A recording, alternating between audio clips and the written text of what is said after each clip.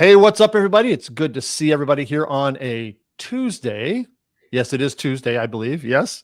And I'm here with my, yes, no matter what time zone in the United States you're in, it's definitely Tuesday. So I'm here with my friend Melody, and we were talking about what we would like to talk about. And one of the topics that kind of came up for both of us is the importance of being self-aware. And as we started talking about that, we shared some notes back and forth. And I promise you that we've already kind of covered some ground that we're not going to get to cover here. But we thought it was really important that we talk with our community and with our friends about the importance of self-awareness. We're going to be a little bit transparent here. We'll see how transparent we end up. We may delete this video later. Not sure, right? Yeah, right. But we'll see how transparent we get. But we just thought that it was important to talk about this topic because I know a lot of us are maybe struggling with self-awareness. Maybe we're not really self-aware at all. Maybe we're becoming self-aware and we're not really sure what in the world to do with the information and that kind of thing. And then combine that with sometimes when we go through life and we go into survival mode for various things, how do you become self-aware or remain self-aware while you're going through survival mode? So that's kind of the big picture of what we want to talk about today. But before we do that for just a minute, I don't want to assume that everybody knows who either one of us are. So Melody, would you just introduce yourself for just a second, kind of tell them who you are, what you do, and I'll do the same thing. And then we'll just kind of face first into this topic. Yeah, let's go. My name is Melody. I own C&D Acrylic. I've probably been in the laser world for about 6 or 7 years now.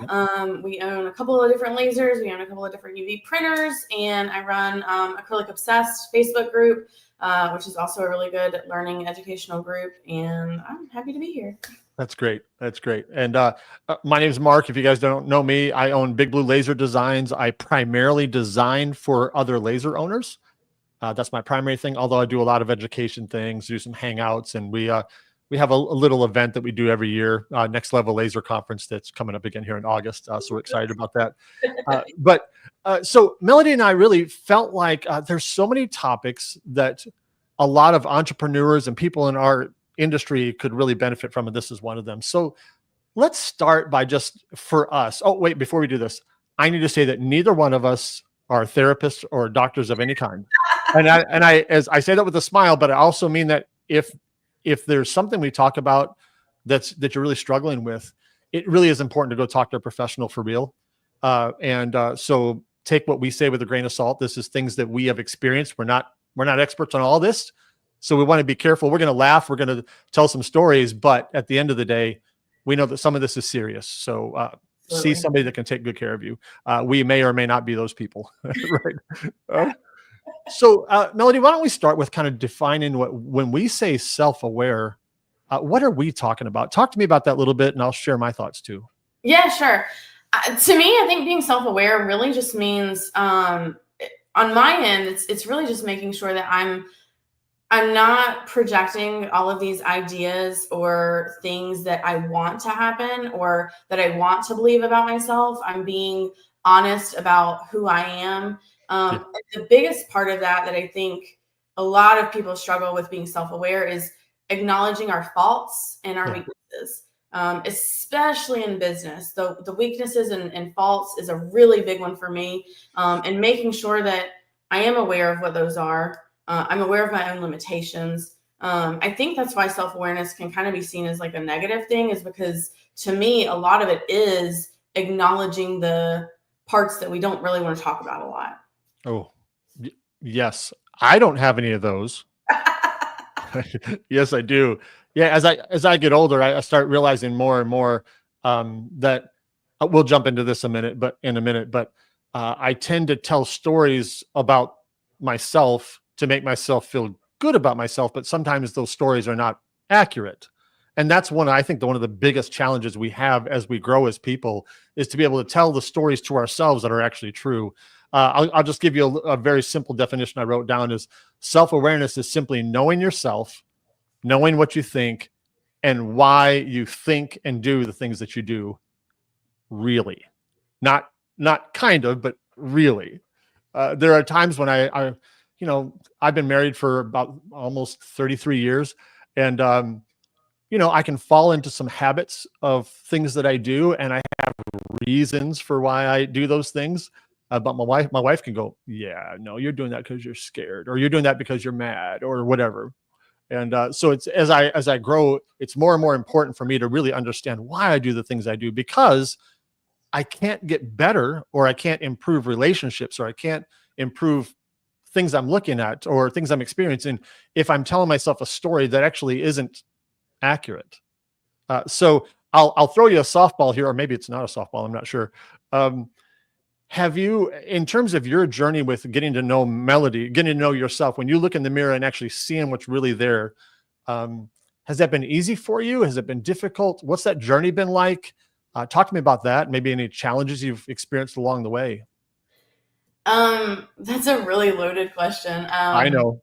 Because this year's actually been really interesting for me, because I've honestly, I've actually started coming back to who I am, and becoming a lot more confident, especially with my business and especially with who I am as a person.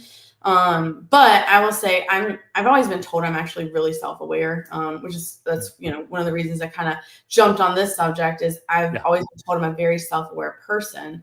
But that doesn't also change the fact that when I look in a mirror, sometimes I don't like what I see. And having to, I guess, kind of, if you're not liking what you see, being self-aware enough to know what you need to make changes on. And there are so many times where, even being self-aware and knowing you need to make changes doesn't make it easy to make those changes. So navigating a lot of that it's difficult. A lot of it comes down to, where you're at in your life, and if you're open to taking on that challenge, if you want to change, if you want to grow. And to what you were saying earlier, to me, being self-aware and recognizing all of these things, all of it is a means to grow and to improve ourselves. I am a huge proponent of continuous education and just always trying to be a better person. The more I learn, the more I can be a better person. And so, you factor in trying to be self-aware about that. When you come up with things and you recognize things that maybe are different from what you thought, but you're becoming more self-aware and you're acknowledging, some of these faults or flaws or weaknesses, it can be a lot to be like, okay, well, now I've acknowledged it. What's the next step? How do I fix it? Yeah. We get stuck in our habits and day to day, and it's a lot.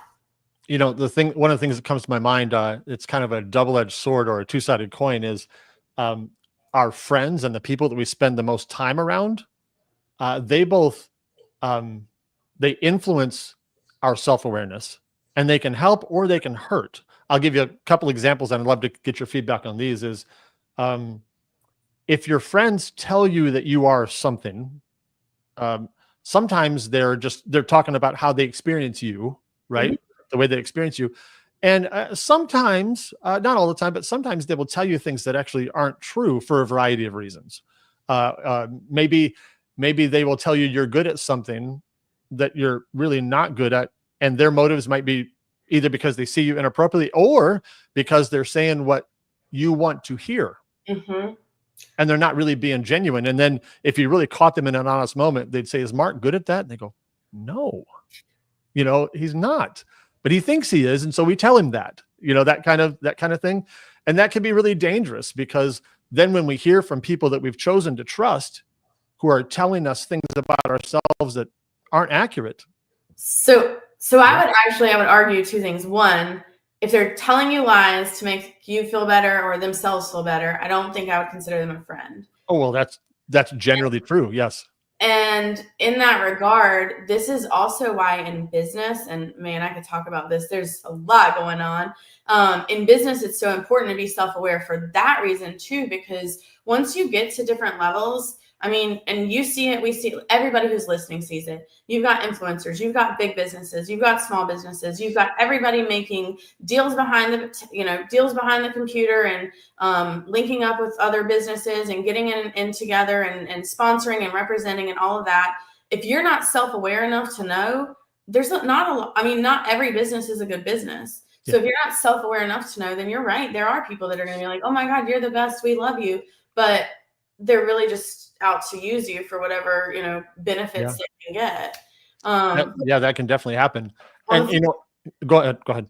Oh no, I was gonna say on the flip side of that, I mean, for me, like this year, one of the things that really helped was hearing a lot of people that I do trust and that I do believe in, and even people that I don't think even really knew me. The number of people who have told me this year things about myself that deep down I know are true, but it's hard for me to accept compliments sometimes, has helped me immensely get to a point where I am much more confident to hop on here, or I'm going to be speaking about Shopify in a couple months and stuff like that. So, being self-aware can be so beneficial or detrimental depending on how you look at it when you get into the subject of people that you surround yourself with. Man, that's so good. I'll think of some examples for myself. For me, having spent a good part of my adult life on a stage or in front of a camera, by the way, the camera is really unfortunate.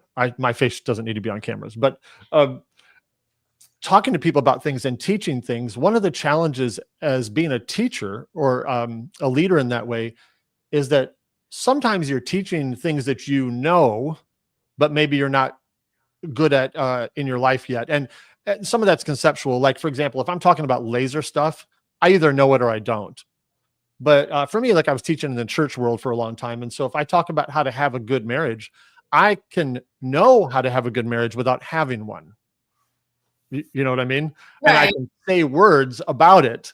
And it's interesting that if you are in front of a group of people talking about a thing and you're saying words that actually don't reflect who you really are, it doesn't take very long for people to say, oh my gosh, you're so good at that. You're so good at that. And you go, yes, I am good at that. And you start thinking, oh, I'm a great husband or whatever we're talking about. And when you're actually not, and they actually don't know that you're not because they're not in your marriage or in your, whatever we're talking about again. And so it doesn't take very long to start telling yourself stories based on what other people tell you. And they're not lying to you. They don't have the perspective. I mean, it's the truth from their perspective. Yeah. But they don't know, but and you're not as good, or you can teach about how to manage your money when you don't know how, or you're not managing it well, or any topic like that. And so I've experienced a lot of that in my life where I've studied topics and I've communicated those topics, but I have not even come close to mastering those topics. And so behind the scenes, I just really wasn't that good at them. And I never said I was. I wasn't lying about it. I was just teaching the thing. And then people said, oh, you're amazing. I learned how to whatever from Mark. All the while, I wasn't really doing the things that I was teaching. And so I started, I could go through a season where I started believing I'm great at something when I'm actually not. And then one day when you start looking in the mirror and going, ooh, that guy's not good at that. You have to figure out what to do with that. And that's kind of the one of the big challenges about being self-aware, because you and I talked about right before we went live is when you start discovering that you are not something. Wow, what a pressure point of what do I do with that at that point? Because that's pretty intimidating. What are your thoughts on that when you discover that Melody isn't what Melody thought she was? We're not picking a particular topic because I know some of them are really weighty and some of them aren't. Yeah. But the more weighty ones, you go, ooh, what do I do with that?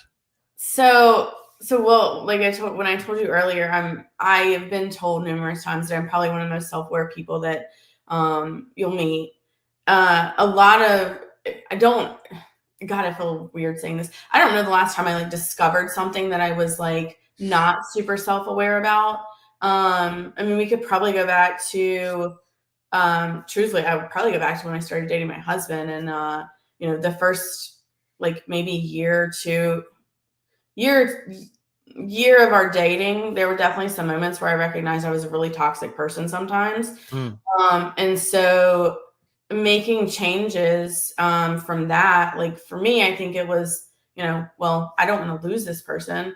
I got to make changes. And so recognizing, like, there are also moments too where I guess the flip side of that is, you know what, I do know this is what could be construed as a negative, or this is something that is a part of me or a weakness, flaw, whatever, but it's not something that I think is that big of a deal that I'm going to actively try to change. So figuring out really just where, you know, when you have these self-aware moments where you recognize things about yourself, you kind of just weigh them, right? Like put them on a scale. Is it something that I want to change? It might not be something you want to change. And if that's the case, then you own it, right? Like, is it something I want to change? Okay. What are the steps to change? And for that, I think for me, it's always been habit and having that self-awareness to say, oh, I'm doing the thing that I want to change. I need to stop it. So for example, with my husband, there were a lot of times where I would say something and my tone would be very negative, and I wouldn't necessarily be trying to say something negative, but my tone came across as negative or aggressive or judgmental. And so I got to where I was really, really great now at communicating and saying, you know, I might say something and then I'd be saying, hang on, just so you know, I'm not mad about this. I know my tone might sound that way. I'm not mad about it. This is kind of, you know, and over explain a little bit, but just making those steps. So maybe you, for the longest time, you do still make that mistake or that action or thought or what have you, but changing it immediately after. So recognizing the being self-aware about it and making the changes immediately after, that slowly helped me move to where I don't do those things anymore. So that was one way that I really kind of made those changes. You know, one phrase that I've used for many years is, I'm sure I stole it from somebody, but I've said it for so long, it's mine now, you know, is that I have reasons, you have excuses. You know, when you think about it, a marriage is an easy example, but it could be anything. Is I'll use some of social media. I'll see somebody put something on social media, a comment or a post or whatever, and I'll immediately go straight to the worst reason why they must have done that. Instead of like, but now if I did it, I would say, well, but you know, but I have reasons, and that makes sense. But they have no excuse. You know, they were out of bounds. Same thing with in a marriage or whatever, is you can say, man, my wife should have done this. And then, but I go, well, I didn't, but there's reasons why I didn't. And so you give yourself all kinds of grace based on a couple things, based on information you have that they don't, or based on a story that you're buying that actually isn't even true. But either way, you extend it to yourself as opposed to not extend it to somebody else. You know, thinking about self-awareness and kind of the topic we chose about when you're in survival mode, when there's a lot of things going on, what happens to your self-awareness? I'm going to kind of set up a couple topics we can talk about. There are lots of things in life that can happen that can put us into what we would call survival mode, just kind of the mode where you're pushing some details out to arm's length. You're not paying attention to some things because these are the things that matter most in those moments. And chronic stress can do that to us. You know, ongoing pressure, whether it's parenting pressure or whether it's finances or work or deadlines, without any recovery time, that kind of chronic, you're just living in a season of stress all the time. And by the way, it doesn't matter if it's actually real stress or perceived. Stress is stress. Yep. So if somebody says, oh, that's not really there. Yeah, it is. Yeah. Because so stress can put us into survival mode. And being a small business owner, there's never any stress, right? I mean, let's be honest. At some level, we kind of learn to live with just that constant, you know, whatever, right? And of course, then there's season. Let's talk about that for a little longer. Is I've gone through several seasons of financial prosperity and financial desperation. Yep. And boy, I'll tell you what. When my vision goes, whoop, you know, when it's all about money, all of a sudden, all I'm aware of is I need money. Yeah. Mark, you're being a jerk. I don't care. I need money. And right. that can have a lot of overreaching facts too, like getting into that stress and being so far down in there, like Yeah, it's hard to be self-aware then. it really is. It really is. Another one is unprocessed emotion. And for a variety of things, right? Grief, fear, anger, shame. When we push those things down, our system just stays on high alert, and we're not really aware of other things. We're pushing things down, so we're not aware of what's going on there, and suppressing things doesn't allow us to heal. It just pushes it away. So unprocessed emotions can make us be in survival mode and therefore not be very self-aware. Um, oh, good Lord, this one's right. Got our name on it as entrepreneurs. The fear of failing or falling behind. Oh God, every day, every Wow. I mean, the comparison trap is real, isn't it? it is. So that's probably one of my biggest weaknesses, is trying to compare myself to Oh, others.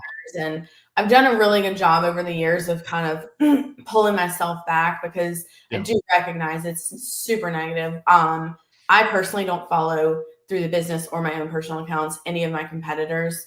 So I don't ever know what they're doing. And that way I don't see it, which sometimes some people will tell you that's actually not a good thing, because you want to know what your competitors are doing from a business standpoint.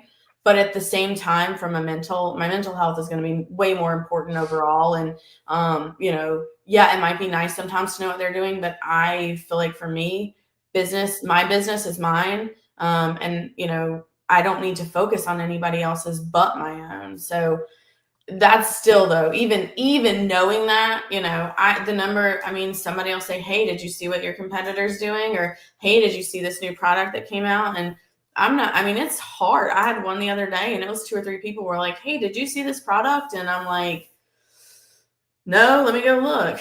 And But it sounds like, though, correct me if I'm wrong, that you've, for the most part, made a strategic decision. And I don't want to put words in your mouth, but for me, if I were to do that, I would be doing that mostly for me, because I know that I can get hung up and stuck in a cul-de-sac of comparison.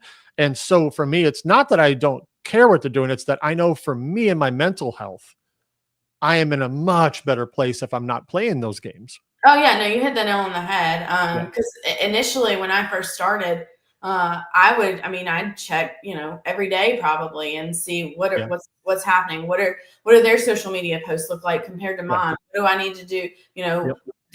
And the problem is that you get to a point where too, like, it's very easy to say, oh, they're more successful than me. The further into this business I get, though, and the more that I learn on the back end, and this is true for everybody, but for me, I've seen stuff on the back end that makes it a lot easier for me to accept it. But overall, social media is a highlight reel. And I don't know who said that. I didn't coin it, but I've heard it enough times and it's true. All Yeah. you're seeing is the good stuff. You don't Yep. see, and same thing for me. Yeah, it's easy to see, my social media, like, this is mostly just the good stuff.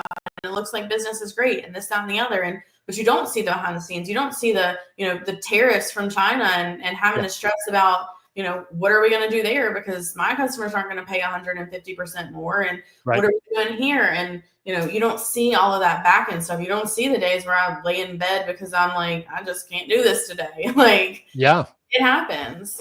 Yeah. The big things, the small things, they are cumulative too. Like, even if, like, I'll say a couple that are just silly to make a point. I do several videos, and boy, I screw up a lot before the ones you guys get to see. Oh, I And can most of the time they're pretty funny screw ups.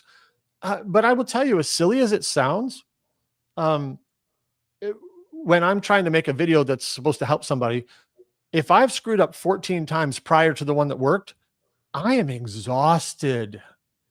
And that sounds so silly, and it is silly, but that creates some stress, and then my focus narrows, and I'm not able to see things as whether myself or anything else as clearly as I should, and that kind of adds up. Another one that I was thinking about was kind of related to the stories we tell ourselves. I have my notes here in front of me. One of the things I said was that the internal stories that we tell ourselves, we say, I can't afford to slow down.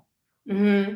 That's a big one, I think, for any of us as business owners is, yeah, I even if you are self-aware, you know, I kind of talked about this previously. I am very self-aware. I can tell you everything I should be doing right now. It doesn't mean I'm doing it, because in my head, I don't have time to do it. Or I need to hire another employee, but I can't do that because I don't have time to get a job posted, or I don't have time to interview people, but I need that employee, or, you know, any number of things. It's definitely that's a big one for me. Man, I'll tell you a couple of stories that I've struggled with is when there are things that you're naturally not good at, there's nothing wrong with that.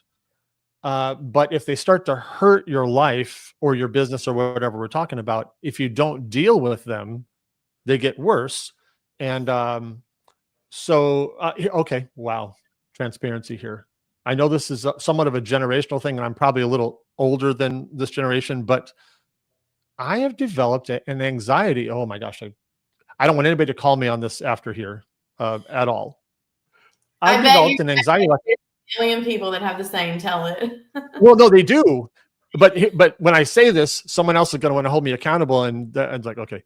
But I've developed an anxiety about the phone, about making phone calls. Okay. Like a lot of people do. They would much rather text, they would much rather email, but they don't want to make a phone call. Don't call me. Please don't ever call me. I'm with you. I don't want a phone call. And I'll tell you, this is maybe bad. Yeah, nobody's listening. It's just us. So yeah, it's a secret, safe place. I had somebody the other day that said, I need to come into the shop and talk to you guys about something, and talk to you guys about a project. And I was like, we were actually at the Troy Check event. So I was like, well, you know, nobody's going to be there tomorrow. I was like, how can I help you here? And they were like, well, here's my phone number. Just call me. I'm not calling you. And I don't mean that. Like, I know that sounds bad. I would probably lose a sale before I hop on a phone call. And there's a range of reasons for it. One, I hate the phone. Two, I want everything in writing. But three, I hate the phone. I don't want to talk on the phone. and here's where, and I'm not saying this is you. I don't know if it is or not. But here's the story that I'm getting at for me. Do you see all the comments? Yeah, I hate the phone. do not. Yes, I do not want to be. Yeah. So here's the thing, because that's developed in me over the years, that kind of anxiety about the phone. And by the way, your anxiety doesn't need to make sense. It is what it is, right? In other words, if you said, Mark, because I get that all the time. People say, oh, Mark, you're really good at it. That doesn't change how I feel. So, but here's what happens. And I want you guys, if the phone is not your thing, I think what I'm getting ready to describe, you can apply it to your thing. Over the time, as my anxiety of talking on the phone gets bigger and bigger, and my need to talk on the phone gets bigger and bigger, I've got to do something about that tension, right? I either have to get over the fear, or I have to tell a different story. And so I tend to tell another story. And by the way, the reason the story works is because there's truth in it. If there was not any truth in it, it wouldn't work, right? So I start saying, and I heard you say it earlier, and this is just for me. Well, you know, getting it in writing is better, because it is better, but I'm using that as a reason to not talk on the phone. And right, I haven't thought about it that way, but no, you're absolutely right. I mean, it's very easy for me, like, to say that I needed it in writing, and I do need it in writing, and so therefore that works. I'm not lying, right? Yeah, and so I use those stories, those internal stories.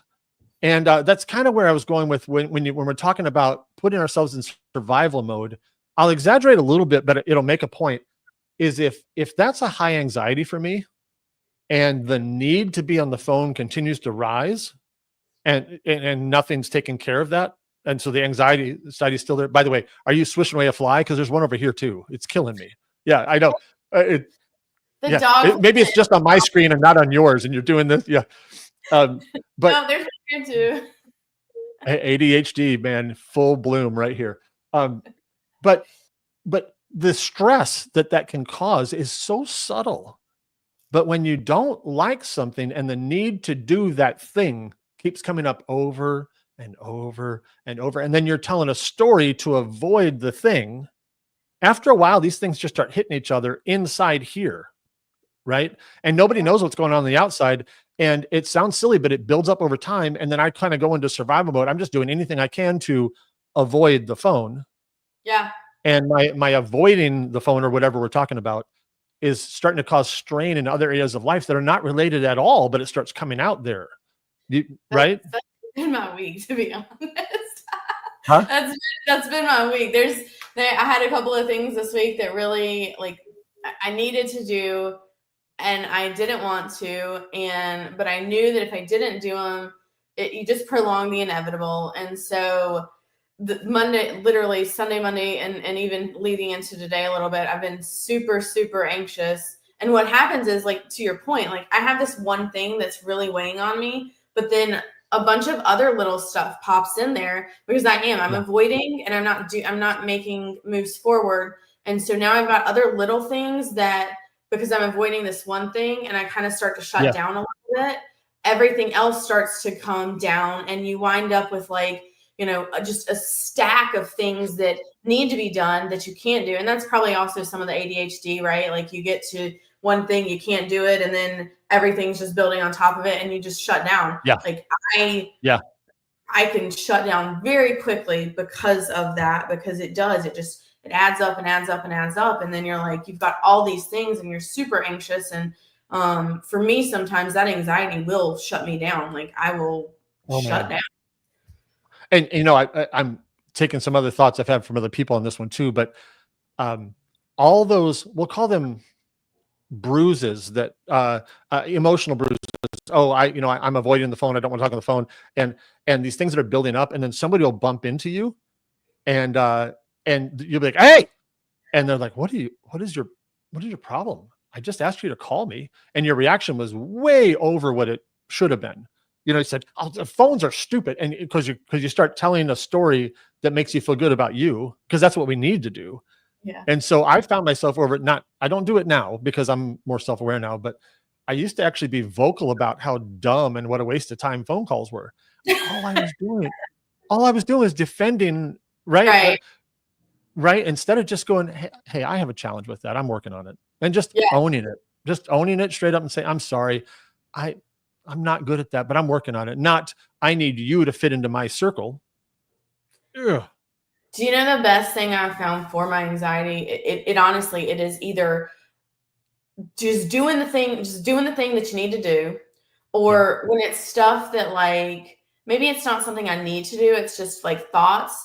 If I vocalize them, if I just say them out loud, my husband's my trusted person. I will say stuff to him that I would probably never say to anybody else. And even stuff to him that, I'm like, I need to say this. This is nothing against you. This is nothing about you. This is just thoughts that are making me anxious that I need to get out of my head. And I say them and I'm done with it after that too. Like it could be swirling around in my head for days on end. The minute I say it out loud, I don't think about it again. It's gone. Yeah. Wow. But it's really hard to do that sometimes because it's scary words and you don't want to say some of the stuff and you're worried you're going to hurt somebody's feelings. And so it swirls around in there for days and days. And oh, okay. Swirling around in there for days and days. Yeah. There's so much visual truth there because you're all by yourself chewing on this, whatever this is, right? It's banging around in here.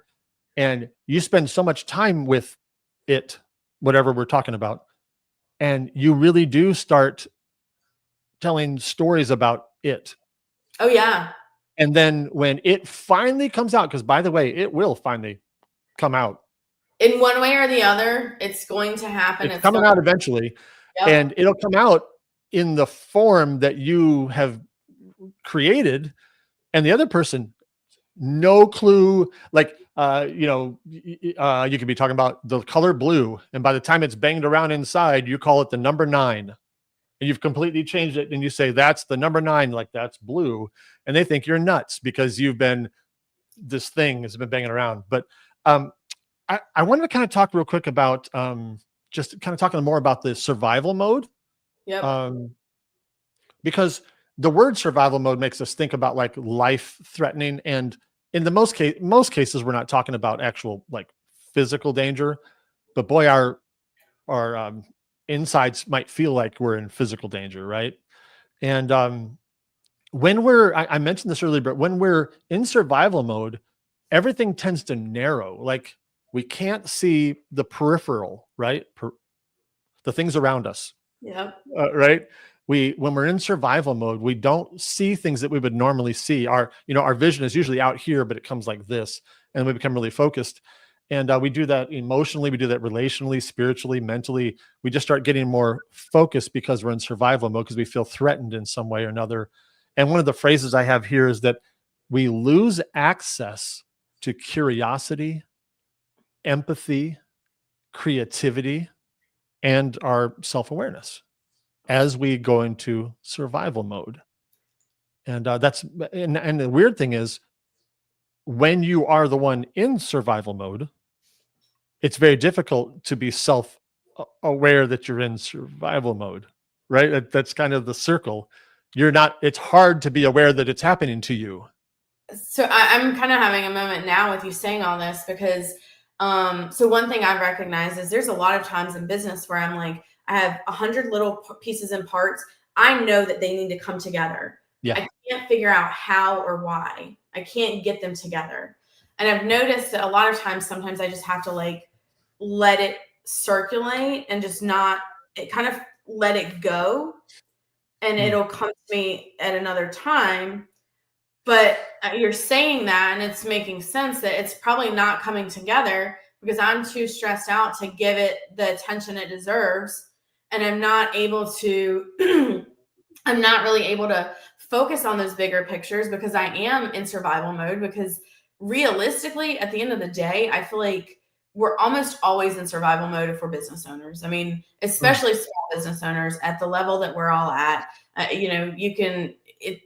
I want to believe that there are moments where, and I know there are moments where we're growing and I'm doing, but it's still always, really, I don't know at what point you wouldn't consider it survival mode, because for us, this is how we pay our bills every day, right? We don't have anybody else. Yeah. So anyways, I say all that to say, like, as you're talking, I'm having a moment where it's like, maybe that's why I struggle to pull things together sometimes, because my brain is in survival mode, even though I don't even recognize it at the moment.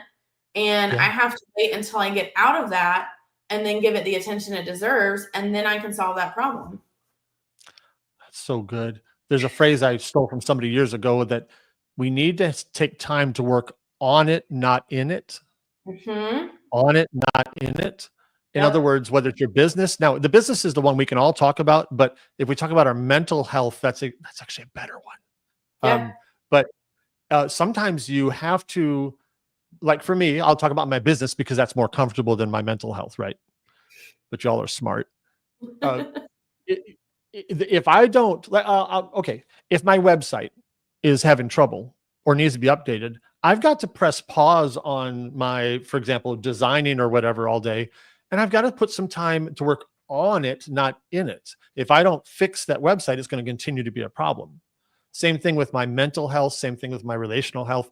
Sometimes you've got to work on it, not in it. And that requires margin and time that we typically don't want to make or feel like we can't make.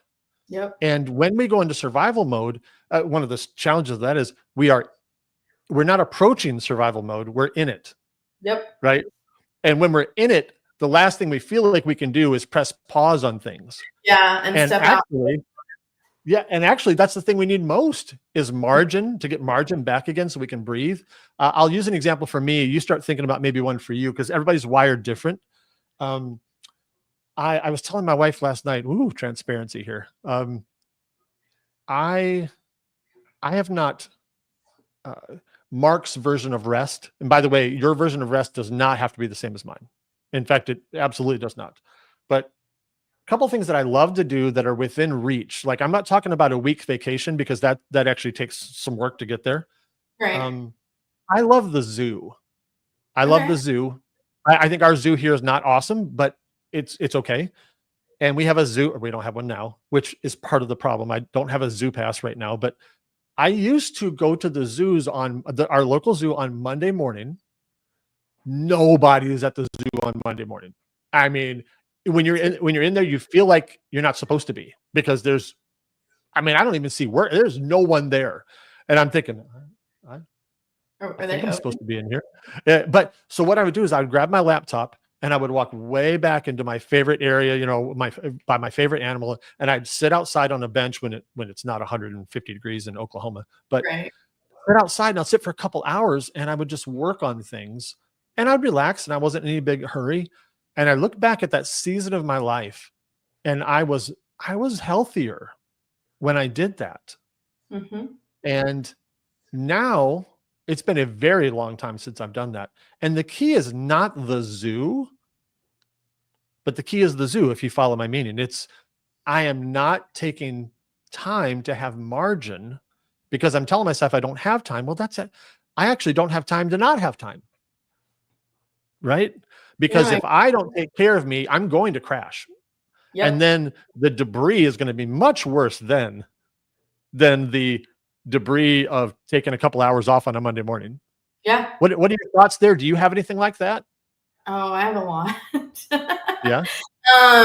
Yeah. So, well, I'll say right now, like I'm struggling because we have our warehouse and there's a couple of offices in the warehouse, but there's nowhere for me to like really focus, kind of to what you were saying. So, if I go into the warehouse now, I just sit and twiddle my thumbs, and I'm really not exaggerating by much. If I'm not trying to do a little bit of work, somebody's coming in to ask me a question, or somebody's coming in to do this, or somebody needs that.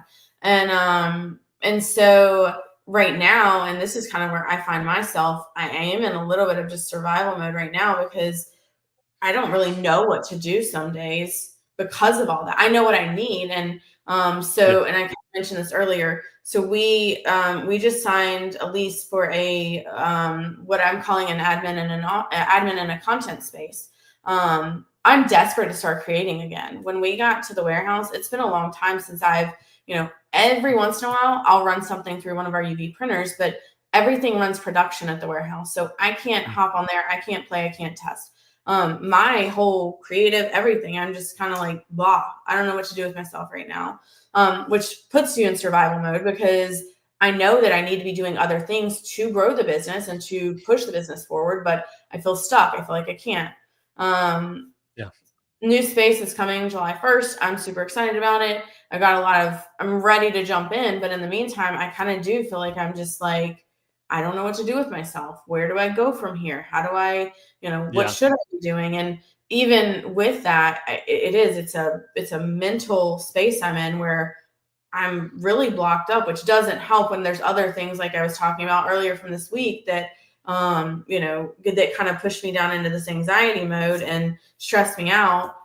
It all builds up. There's all these little pieces and parts, and trying to, for me right now, the best thing I can do is I see the light at the end of the tunnel, right? So I know we're moving towards the right moves, but even knowing that, you're still kind of in this space where it's like, I don't know what to do right now. Yeah. I can't go in and make stuff, can't go in and make videos, can't go in and do, any of that unless I'm doing it on the weekend.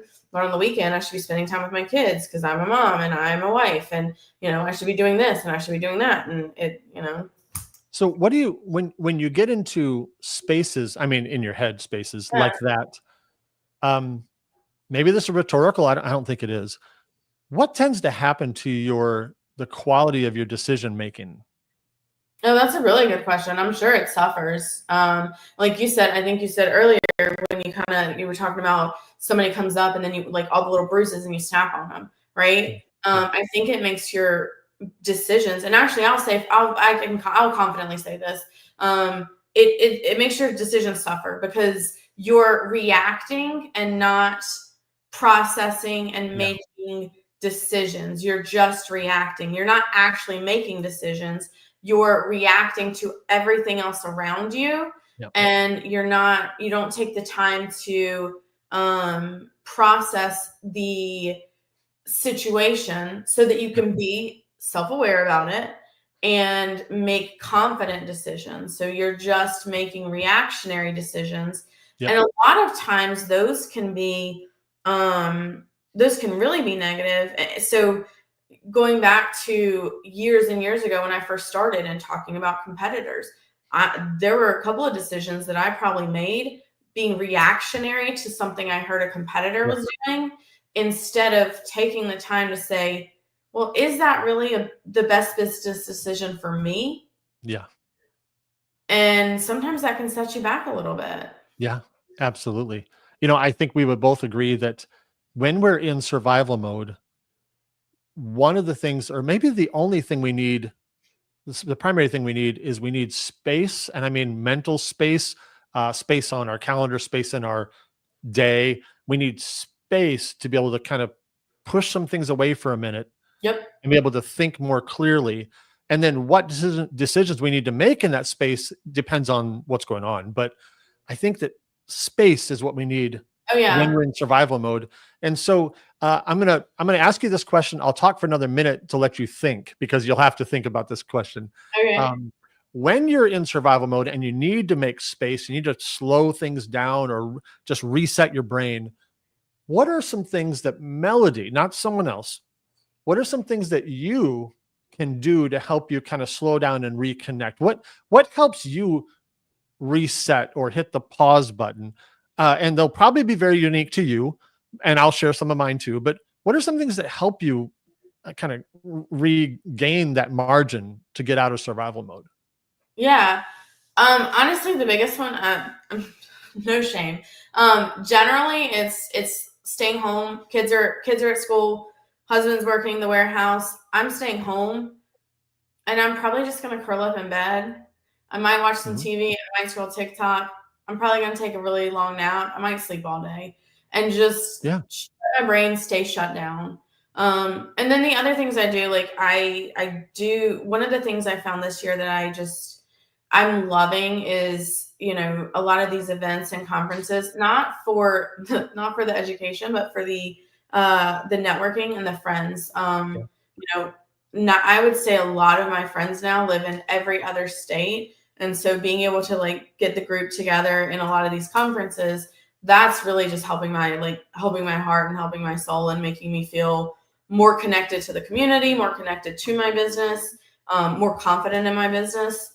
And then self-care. I have, this year, I've really, really, really started working on self-care. I think for me, the first few years between starting a business, growing a business, having young kids who, weren't really in school. And even now that they are in school, you're still, they're only 9 to 3. So you still got to, you can't go in until 9, 10 o'clock. You got to leave at 2. And so my self-care and self-esteem suffered a lot. And last year I started picking it back up a little bit. This year I've really started to do a lot more. And then the other thing this kind of goes back to a lot of what we've been saying about when you are in survival mode. I have recognized years ago basically how to train my brain, which is why I say I am fairly self-aware. And it's hard for me to, when I do become more self-aware about things, it's relatively easy for me to say, okay, I know this, I need to fix it. Or I say, it's not something I want to fix. So lately, the other thing I've started doing is Sundays are not a good day for me. I don't like Sundays because I try and force myself not to work because family and stuff. But I also find myself feeling this overwhelming urge that I need to work because I don't have the time during the week to work as much as I want. Yes. Sundays are really easy for me to honestly get very depressed and kind of in my feelings. And I have recognized that, and I started going to the gym. When I get to a point, actually, literally Sunday, I went upstairs. I told my husband, I was like, my anxiety is killing me. I'm ready to just kind of explode. Not explode, but I'm going to go sit down and cry at some point. And it's like, I can't tell you exactly why, because there's so many. It's just a bunch of little bruises. There's nothing that's like an actual big deal. And so I went upstairs and I was like, I was going to lay down, and I was like, nope. I know this is a problem. The last time this happened, I went to the gym and I felt so much better. We're training our brain. So I went to the gym again. And I told my husband that night, I think we went on a walk, and I was like, listen, Sunday, I have to go to the gym now. Like, it's a non-negotiable. I need to be able to go to the gym on Sundays because that's what's going to help retrain my brain. Yeah. That is so good. Sorry, that's a lot. Yeah, that's so good. No, that's great. And kind of responding to that, one of the phrases I used in an old video, and it applies to all kinds of things, is when you're thinking about the friendships that you've made, you said in other states, and that kind of thing. That's awesome. But I wanted to kind of jump off of that one a little bit, is when we are in good places, when we're in healthy places, and I know we all do this, I get it, but when we are in good places, we need to build our circles, people, friends, relationships, before we need them, because it's very difficult, if not impossible, to build a circle of trusted friends when you're in crisis, if you don't already have them, right? I'm not saying it's impossible, but man, it's hard. So when we're healthy, go to the gym, right? Yep. Don't go to the gym by the way, go to the gym whenever you need to. Right. But I will promise you that if you're in bad shape, it's, so it's easier to maintain than it is to start. Yep. And by the way, start. Yeah. But relationally, I have found myself, Will and I talk about this all the time, is over the last few years, I didn't do anything intentionally at all. In fact, I wasn't even aware of it at all. But I look up one day and realize I do not have the circle of friends I used to. And nothing bad happened. Like there's nothing. We just kind of, life just evolved. Just evolved. And I looked up one day and realized I have very few close friends in certain circles. And again, it applies to me personally, that your application would be different. But like for me, I don't currently have, I don't currently have hardly any local male friends that are close. So if I just need to hang out with a guy for a little bit and just have a conversation like here, I don't have very many. Yeah. I have some that I can, call, like I can call Will anytime, but he's not here. Right. And I realized, when did that happen? Well, I don't know. It just happened over time. So I'm realizing, Mark, you're in pretty good shape right now. Build those circles now so they're there when you need it. And that applies to not just people, but anything. Build the strengths in your marriage, build your habits of going to the zoo, whatever it is, right? So that's really, really important, but build your skills before you need them. I had a couple of questions that are somewhat rhetorical, but I do want to hear them. We're running out of time. This is great. I asked you what are some practices that you use to kind of reconnect. You talked to me about that. I'll make a statement and then I'll ask you a question. What would it look like? I'm talking to everybody that's listening here, not just you and I, but what would it look like if we offered the compassion to ourselves that we offer to other people when they're in crisis? Because I think that, like, if I knew that you were struggling, I would reach out to you and say, hey, and I would say things to you to try to encourage you and to wrap you up and to lift you up. What would that look like if we use those same words for ourselves? To ourselves. So that's kind of what I mean when I say training my brain. Yes. And it's been a while, but there are quite a few distinct moments in my life where I have, because I used to, and I've read a lot of books about it, and there were definitely times where when I'm in my head and I'm, struggling, there's a lot of self-doubt. There are a lot of negative components and negative thoughts. And for me, it was recognizing, like, what would other people say? And then, as silly as this sounds, I would just repeat it over and over. I would change the narrative to the positive, even if I didn't believe it, because you can train your brain. You can train your brain to believe these things. And the more I said it, the more I started believing it a little bit. So I think that's hard, though. It comes with being self-aware and being like, oh crap, I don't need to say this about me, because it's really not true. It's a story I've told myself, back to what you've been saying, because I'm having a bad day, or because I messed something up, and it's easier to say, like, I'm stupid. It's easier to say something's wrong with me than to just say, like, I'm human. We make mistakes, and let's be better, and just tell yourself like it's okay, or you know, you You are. reminded me of, I can't quite get this phrase exactly, but you'll get the ideas. Don't make long-term decisions when you're in a short-term mood. Yeah. Like basically, if you're just a diva and you need a Snickers, uh, don't make a decision right now. Go get a Snickers and then make a decision, right? Well, that goes back to what we were speaking about earlier about reactionary decisions Yeah. versus stopping ourselves. Yeah, 100%. Yeah, absolutely. So I guarantee someone who's watching this either right now or later, they're going to feel like they're in survival mode. Somebody knows they are. There's like, all right, that's where I'm at. Yeah. And if you were just going to, as cheesy as this sounds, I do not care, because if it helps somebody, I don't care if it's cheesy. Absolutely. If you were just to look into the camera right now and say something to them, be able to talk to them, and they're in survival mode, they're kind of feeling desperate. And what would you want to say to them? Honestly, sometimes I as hard as it is, it's just to stop. Yeah. Step back. You know what? If I'm at the warehouse and I'm just like, I can't do this, stop. I stop. I step out. Yes, I'm gonna worry. Still gonna worry in the back of my head. I mean, I'm gonna, stress about all these things, but stop and step back and really just like, sometimes you kind of just got to let the bad stuff happen a little bit and realize it's not that bad. Yeah. So, yep. One of the things I think of is I have a little list, and it's very personal to me. It doesn't matter what my list is, but everybody can make their own. Over the years, I've made a list of things that healthy Mark does when he's healthy. oh, that's And good. they're really simple. I mean, if I were to tell you any of them, I'll tell you one, for example, and I'll kind of put this in context.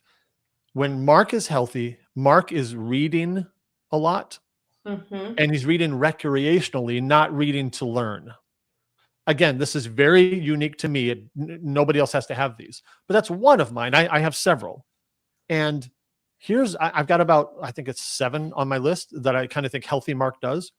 And when one of those things is not present, it is not a problem at all. It is not. When 2 are not present, it's probably not a problem. When 3 are not present, something's going on. And then when 4 and 5, but the 1 is no big, like if I go through a season where I don't have time or whatever to read, that's actually not a problem. So, but when yeah.